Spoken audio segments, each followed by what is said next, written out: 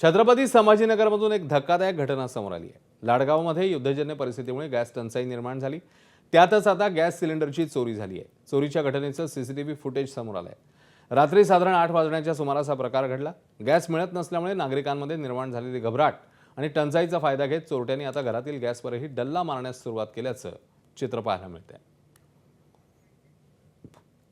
लाडगाव इथून नाथलक्ष्मण दाडगे यांच्या घरामधून आमच्या घरामधून या ठिकाणी ठेवलेला असलेला सिलेंडर रात्री 8 वाजता गॅस टंचाईमुळे कोणीतरी अज्ञात व्यक्तीने इथून चोरून नेलेला आहे।